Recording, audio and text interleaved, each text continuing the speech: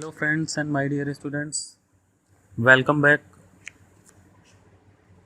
Object oriented programming using C++ में आज हम लोग अपने डेटा टाइप की सीरीज़ में अगला प्रोग्राम करने जा रहे हैं जिसका नाम है रेफरेंस वेरिएबल।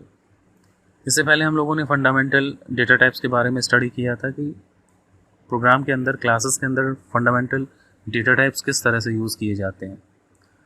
इसी सीरीज़ में हमारा अगला कंसेप्ट है रेफरेंस वेरिएबल्स का।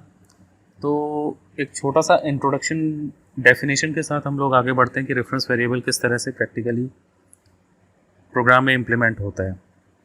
बेसिकली एक रेफरेंस वेरिएबल की डेफिनेशन ऐसे होगी कि a reference variable is a variable that provides an alias another name to the previously defined value and must be initialised at the time of a declaration. मतलब reference variable एक alias है, एक दूसरा नाम है जो कि एक पर्टिकुलर वेरिएबल को दिया जा रहा है। असाइनमेंट से टोटली डिफ़र करता है, ये सिंपल वेरिएबल से टोटली डिफ़र करता है और जिस समय इसे डिक्लेयर किया जा रहा है उसी समय इसे इनिशियलाइज किया जाता है। तो चलिए देखते हैं हम लोग कि रेफरेंस वेरिएबल किस तरह से इम्प्लीमेंट किया जाता है। तो इस प्रोग्राम के अंदर हमने एक क्लास बनाई है डेमो नाम की, और ये जो डेमो नाम की क्लास है इसके अंदर हमने एक प्राइवेट डेटा टाइप लिया है, क्योंकि यहाँ पे हमने कोई स्पेसिफायर मेंशन नहीं किया है प्राइवेट पब्लिक प्रोटेक्टेड में से, तो बाय डिफ़ॉल्ट ये प्राइवेट ही होगा। तो यहाँ पे ये जो है ये इंट एक्स इसका प्राइवेट डेटा टाइप है। पब्लिक के अंदर हम यहाँ पे ले रहे हैं void get function. Get function जो है standard C out enter the value of x, x की वैल्यू को इनिशियलाइज करने के लिए। सी आउट इंसर्शन ऑपरेटर और सी इन एक्सट्रैक्शन ऑपरेटर दोनों बिटवाइज लेफ्ट शिफ्ट और राइट शिफ्ट ऑपरेटर है, इनको ओवरलोड किया गया है सी इन और सी आउट के साथ। सी आउट के साथ ये इंसर्शन ऑपरेटर है और सी इन के साथ ये एक्सट्रैक्शन ऑपरेटर है। एक्स को एक्सट्रैक्ट कीबोर्ड से जो वैल्यू दी जाएगी उसे एक्सट्रैक्ट करके एक्स के अंदर इनिशियलाइज करेगा। नेक्स्ट हमारा जो है ये फंक्शन जो है यहाँ पे ख़त्म हो जाता है, इसकी डेफिनेशन यहीं पे ख़त्म हो जाती है। और उसके बाद हमने शो नाम का फंक्शन और वर्क रेफरेंस नाम के फंक्शन का यहाँ पे प्रोटोटाइप डिक्लेयर किया है। वॉइड शो नाम का फंक्शन सेमीकोलन लगा दिया, वॉइड वर्क रेफरेंस नाम का फंक्शन सेमीकोलन लगा दिया, उसके बाद हमने यहाँ पे ये सेमीकोलन लगाया, मतलब क्लास हमने यहाँ पे क्लोज कर दी। तो कहने का मतलब ये हुआ कि ये जो वॉइड शो और वॉइड वर्क रेफरेंस फंक्शन है, इन दोनों की डेफिनेशन जो है वो क्लास के बाहर हम देंगे। तो देखिए void demo scope resolution operator show function, तो यहाँ पे शो फंक्शन की डेफिनेशन दी जा रही है कि शो फंक्शन का रिटर्न टाइप वॉइड है, डेमो नाम की क्लास है, स्कोप रेजोल्यूशन ऑपरेटर इसका स्कोप रिजॉल्व कर रहा है, शो नाम का फंक्शन का स्कोप रिजॉल्व हो रहा है, डेमो के अंदर इसे प्रोटोटाइप डिक्लेयर किया गया है। और शो नाम के फंक्शन के अंदर हमने क्या किया कि the value entered is x, double quotes के अंदर इंसर्शन ऑपरेटर के साथ the backslash and value entered is x, x की वैल्यू यहाँ पे प्रिंट की है हमने, ठीक है। और नेक्स्ट हमारा जो है वॉइड डेमो वर्क रेफरेंस। अब देखिए यहाँ पे वर्क रेफरेंस नाम का फंक्शन बनाया गया कि working of a reference variable को एक्सप्लेन करेगा ये। तो मैंने यहाँ पे सबसे पहले int ampersand y equal to x किया है।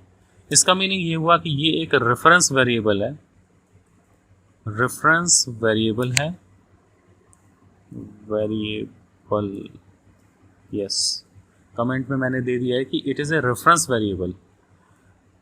Declaration of a reference variable कैसे होगा कि इंट एम्परसेंट, जो भी डेटा टाइप है उसके आगे एम्परसेंट देना है आपको। एम्परसेंट मतलब आप एक्स का एक एड्रेस ऑफ ऑपरेटर, एक ऐसा वेरिएबल क्रिएट कर रहे हैं जो उसको इंडिकेट करेगा, हमेशा उसका एक दूसरा नाम के फॉर्मेट में इसे रिप्रेजेंट किया जाएगा। मतलब अब हम ये कह सकते हैं कि x को रेफर कर रहा है y, और x के अंदर यदि कोई भी अपडेशन होता है वो y में रिफ्लेक्ट होगा। इसी तरीके से हमने यहाँ पे सिंपल जो है int z equal to x कर दिया है, तो सिंपल डेटा टाइप डिक्लेयर किया इंट z, जिसके अंदर x की वैल्यू को असाइन कर दिया है। ये सिंपल असाइनमेंट है, सिंपल वेरिएबल है जिसके अंदर हमने x को असाइन किया है। अब देखिए यहाँ पे हमने किया कि cout the value of a private data of the class, क्योंकि ये work reference is a member function of demo class. तो यहाँ पे जो x है बाई नेम इसे एक्सेस किया जाएगा कि जो प्राइवेट डेटा है डेमो नाम की क्लास का, तो वो उसकी वैल्यू क्या होगी, x होगी। जो वैल्यू हम कीबोर्ड से इस शो फंक्शन के अंदर असाइन करेंगे वही वैल्यू ये यहाँ पे प्रिंट करेगा। Then the value of a local reference data of a function is y।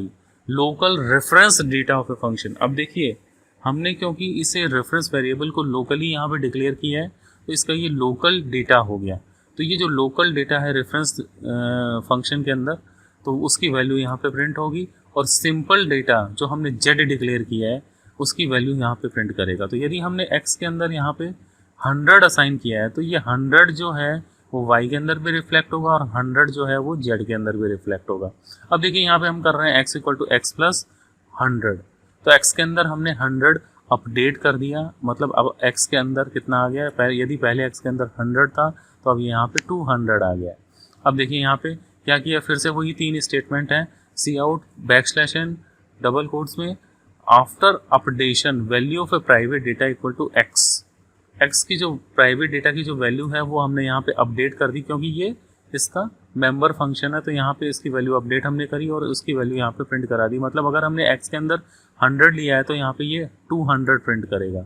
And after updation of a local reference data of a function, अब यहाँ पे reference data of a function मतलब क्योंकि x के अंदर updation हो गया तो ये y के अंदर भी रिफ्लेक्ट होगा, because y is another name of a x और y is an alias of a x। तो यहाँ पे ये 200 प्रिंट करेगा, लेकिन after updation the value of a local simple data of a function is z। मतलब यहाँ पे ये क्या प्रिंट करेगा, यहाँ पे ये सिंपल असाइनमेंट था तो यहाँ पे सिंपल असाइन हमने क्या किया था, x की वैल्यू शुरू में 100 थी तो उसे 100 में असाइन कर दिया, तो यहाँ पे ये 100 प्रिंट करेगा। इस तरह से रेफरेंस वेरिएबल और सिंपल वेरिएबल के अंदर डिफरेंस ये होता है कि reference variable is another name of the that variable जिसका हम रेफरेंस क्रिएट कर रहे हैं, उस वेरिएबल का वो रेफरेंस होगा, that is the another name और एलियास। जबकि सिंपल वेरिएबल क्या होता है, simple variable has another location in which we are assigning the value of a particular variable या फिर इंस्टांस वेरिएबल। किसी भी इंस्टांस वेरिएबल या किसी भी वेरिएबल की वैल्यू यदि हम सिंपली असाइन करते हैं दूसरे वेरिएबल के अंदर, तो यहाँ पे दूसरा सिंपल वेरिएबल है तो उसकी लोकेशन पे वो वैल्यू एक बार चली जाएगी। लेकिन अगर फर्दर x के अंदर फर्दर उस वेरिएबल के अंदर अपडेशन होता है, मेन वेरिएबल के अंदर अपडेशन होता है, तो वो उस वेरिएबल के अंदर रिफ्लेक्ट नहीं होगा जिसके अंदर हमने वैल्यू असाइन करी है, दैट इज़ द z। तो चलिए देखते हैं हम इसको एग्जीक्यूट करके देखते हैं। सिंपली ये इसको कंपाइल कर लेते हैं, टेकिंग टाइम।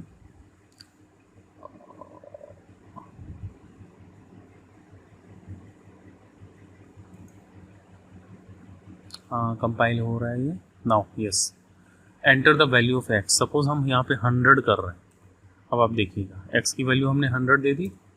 अब देखिए वैल्यू एंटर्ड इज 100, जैसा कि मैंने पहले बताया था कि value entered is 100, value of a private data class x equal to 100, value of a local reference data function is 100 and value of a local simple data function is 100।